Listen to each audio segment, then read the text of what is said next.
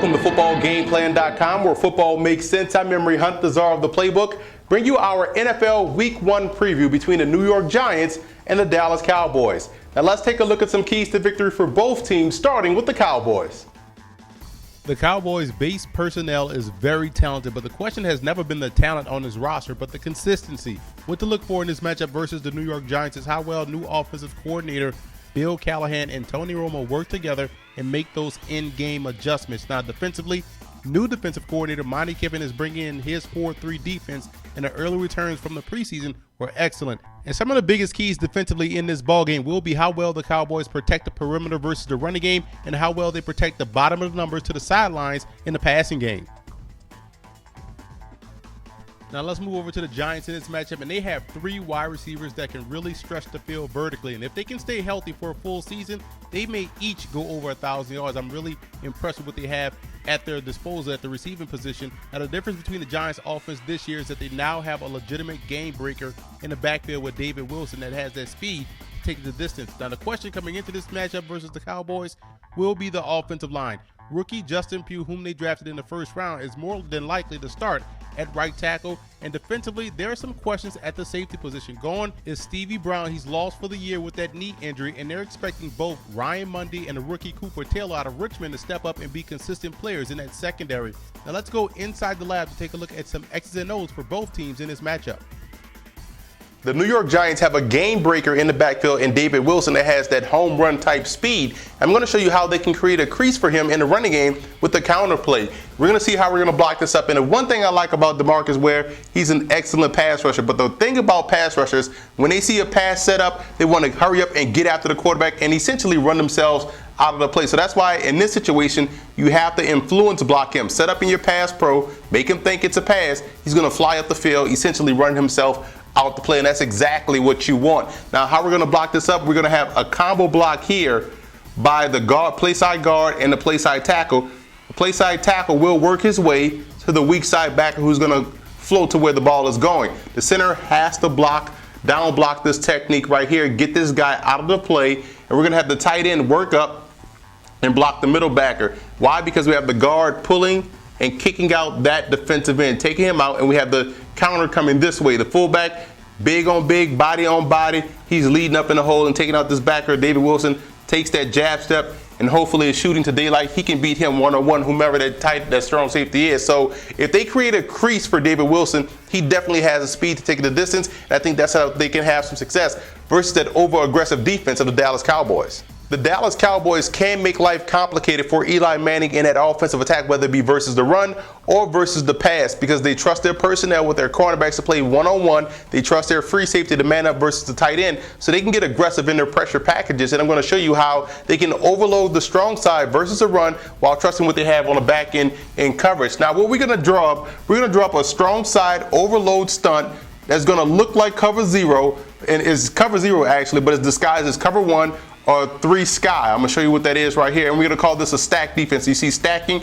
I'll explain that in a second. We're going to put the defensive end here. We're going to add defensive tackle. We're going to put a tackle over the nose, and I'll explain why in a second. And we're going to also put your defensive tackle here. Now we're going to stack the 3 linebackers from guard to guard. So we're going to put strong side backer, middle backer, as well as the weak side backer, all within this radius. That's called stacking. We're going to have the cornerbacks off because they trust their man coverage with those guys out there one-on-one. We're going to put the strong safety close, splitting the end and the cornerback, and we're going to put the free safety in the middle of the field. So you see where the illusion is 3 sky and also the cover 1, but it's really cover 0 because these guys are manned up with the wide receivers. Now, here's what we're going to do. Switch markers.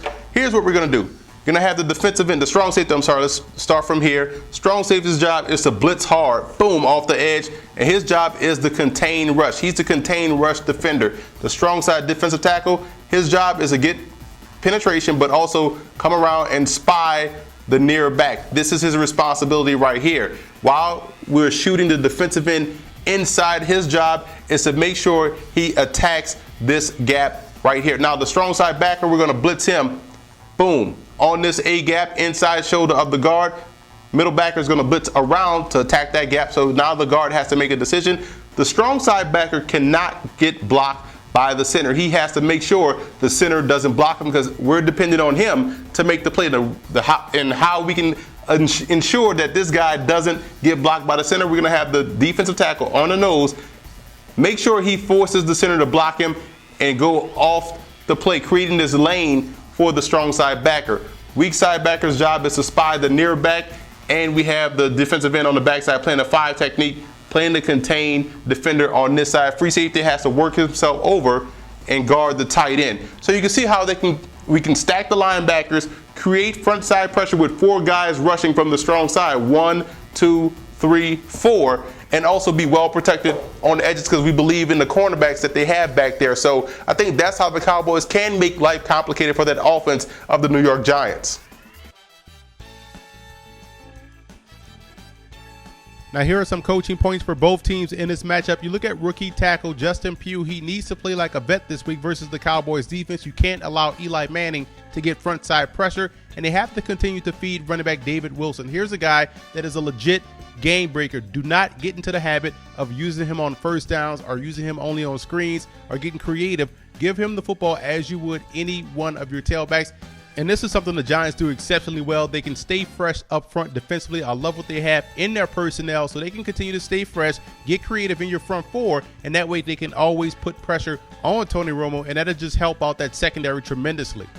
Now for the Cowboys in this ball game, you want to give multiple tight end looks to that Giants defense. One thing that will do, help you out in the running game, which is a slight question mark coming into this matchup, but also put more safeties of the Giants on the football field, and then you have the advantage because each one of those tight ends can catch the football. James Hanna as well as Gavin Escobar, and we know about Jason Witten. Give the Giants multiple tight end looks, and that can help you out in this ball game. And they want to continue that defensive intensity that they showed in the preseason. I was very impressed with how they were flying out the football, how they were gang tackling, how their corners and safeties were coming up in run support, making one-on-one tackles. They have to maintain that level of intensity. And Orlando Scandrick versus the slot wide receiver of the New York Giants. Scandrick is the 3rd cornerback. He's probably going to be matched up versus Jarrell Jernigan or Ruben Randall. He has to win that battle.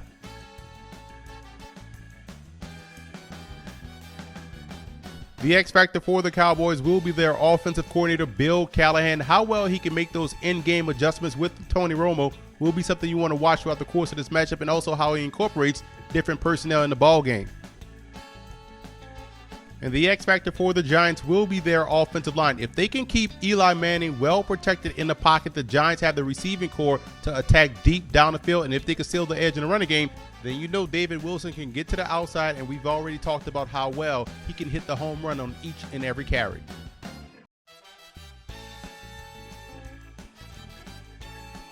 I like the Cowboys in this ballgame. The Giants have some question marks along that offensive line, and I like the Cowboys' ability to match up versus the Giants wide receivers, as well as their linebackers' ability to compete in the passing game. We hadn't talked about that all video, but those linebackers of the Cowboys are excellent on both ends of defense. And while the G-men pose a tough challenge for Dallas, I think the Cowboys will finally win one versus the Giants at home.